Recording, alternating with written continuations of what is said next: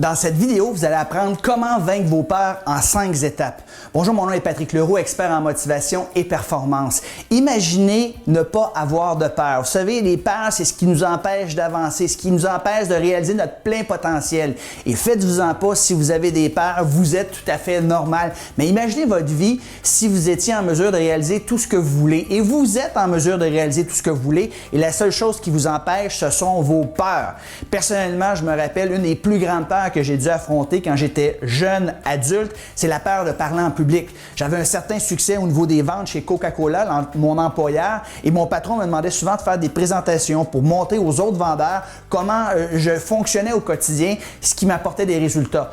Pas capable de dormir, nerveux, stressé, j'étais pas du tout structuré, blanc de mémoire, je suais en abondance. En fait, j'avais peur du ridicule, j'avais peur de ce que les gens pensent de moi, mais je savais pertinemment que si je voulais avoir de l'avancement, je voulais réussir dans la vie, il fallait que j'affronte cette peur-là. Et j'ai mis en action ces idées-là et ça me fait plaisir de vous partager aujourd'hui. Ces idées-là vont vous aider, vous également, à affronter n'importe quelle peur que vous pourriez avoir dans votre vie. Donc, la première idée qui va vous aider, c'est de lister les bénéfices. Qu'est-ce que ça va vous donner si vous affrontez votre peur? Et toujours garder en esprit les bénéfices que ça va vous donner qu'à d'affronter vos peurs. Dans mon cas, les bénéfices que d'affronter ma peur, que de parler en public, étaient premièrement d'avoir une promotion éventuellement, gagner un meilleur salaire, de pouvoir peut-être m'acheter une maison avec l'augmentation de salaire, avoir plus de reconnaissance de la part de mes pairs. Ça pourrait me permettre de réaliser un jour un rêve que j'avais, celui que de devenir conférencier professionnel, étant donné que je m'abreuvais de livres d'inspiration et tous ces auteurs-là étaient des conférenciers professionnels.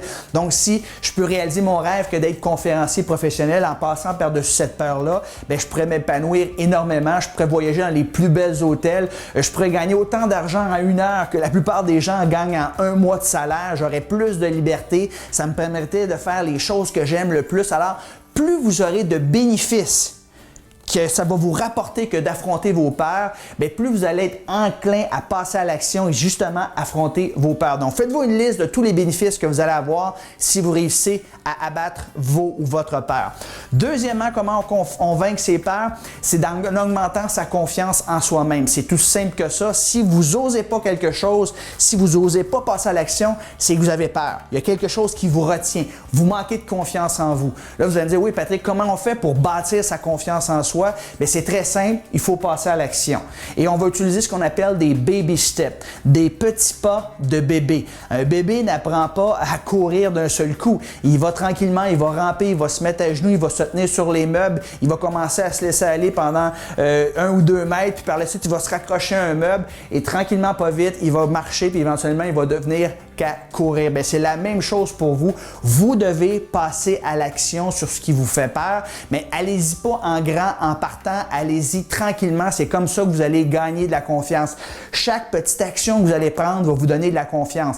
Dans mon cas, ça a été de m'inscrire dans une classe qui s'appelle Dale Carnegie. Donc, j'ai suivi pendant 12 semaines des ateliers de parole en public où je devais prendre la parole juste pendant 2 minutes. C'est pas trop long, 2 minutes, mais c'est assez pour briser la glace, vaincre sa peur que de parler en public. Par la suite, j'ai joint les clubs Toastmasters. Au début, j'étais un participant et je me suis vite impliqué dans les soirées afin de devenir maître de cérémonie, le Toastmaster qu'on appelle, maître des improvisations. Je me donnais volontaire pour participer justement aux improvisations, pour parler le plus possible en parole en public. J'ai fait des concours au niveau du club, des concours au niveau régional, puis des concours au niveau provincial. Mais je suis allé étape par étape. Ça m'a mené jusqu'à devenir conférencier professionnel et à faire une conférence, ma plus grande foule jusqu'à date, 5500 personnes. Mais les premières conférences que j'ai faites, j'en avais 5-6 personnes devant moi. Il faut y aller étape par étape et chaque fois qu'on passe à l'action, on augmente notre confiance en nous et c'est comme ça qu'on réussit à vaincre ses peurs. Et plus on a confiance en soi, plus on va affronter de grandes peurs. La troisième étape pour vaincre ses peurs, c'est que vous devez absolument garder le focus. Vous devez focaliser sur les bénéfices quand ça va aller mal. Parce que je vais vous dire une chose, ça va aller mal. Vous allez avoir des peurs. Vous allez vous créer des peurs imaginaires. C'est ce qu'on appelle l'anxiété, hein? C'est d'appréhender le futur. Alors, peu importe l'objectif que vous avez en tête, il y a des moments où vous allez vous décourager. Mais c'est plutôt que de se concentrer sur ce qui pourrait aller mal, plutôt que de se concentrer sur ce que les gens pourraient dire.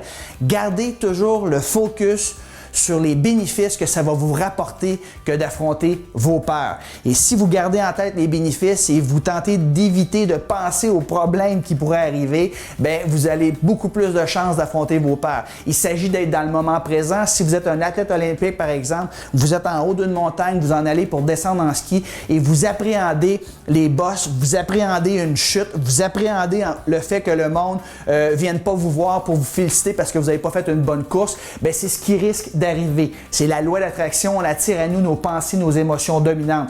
Si au contraire, vous focalisez sur les bénéfices que de faire une course parfaite, sur les commanditaires qui viennent vous voir, sur l'applaudissement, sur l'hymne national qui joue parce qu'on vous remet une médaille d'or dans le cou, mais c'est ce qui risque de vous arriver. Donc, très important pour affronter ces peurs, c'est de garder le focus, de vivre le moment présent et de ne pas anticiper des choses négatives qui pourraient arriver.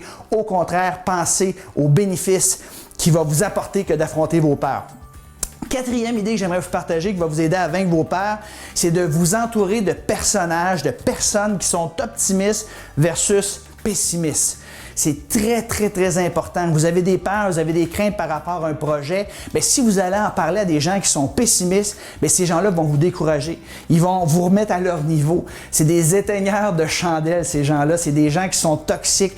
Évitez-les à tout prix. Au contraire, partagez vos rêves seulement qu'avec des gens qui ont des rêves, des gens qui sont optimistes, des gens qui ont confiance en eux, qui ont déjà passé à l'action, qui ont déjà réalisé des choses. Et ces derniers, ces dernières vont vous encourager justement à passer outre vos peurs. Ils vont vous dire que vous êtes capable et leur inspiration va vous aider à passer à l'action. Et finalement, la cinquième et dernière idée qui va vous permettre de vaincre vos peurs, bien, c'est d'anticiper le pire. À toutes les fois que vous avez peur de quelque chose, dites-vous, c'est quoi le pire qui pourrait m'arriver? Je me rappelle très bien quand j'étais chez Coca-Cola et après 2 ans à travailler là, dans les premiers mois, j'ai beaucoup appris, j'aimais ça, mais après 2 ans, je sentais que j'étais pas à ma place.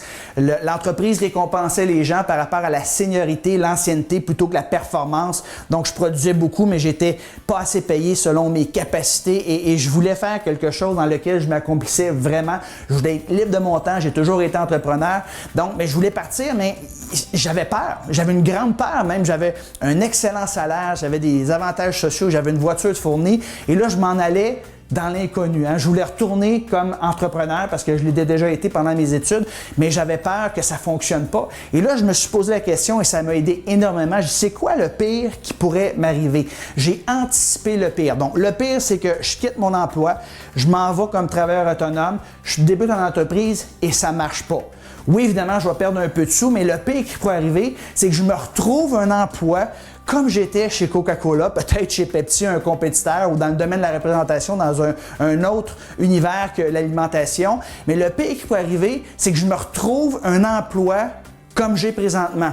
Et j'étais excellent dans ce que je faisais et je sais que j'aurais pas eu de misère à me retrouver un emploi. Donc, le pire qui peut m'arriver, c'est que je me retrouve un emploi puis me retrouver dans la même situation que j'étais présentement.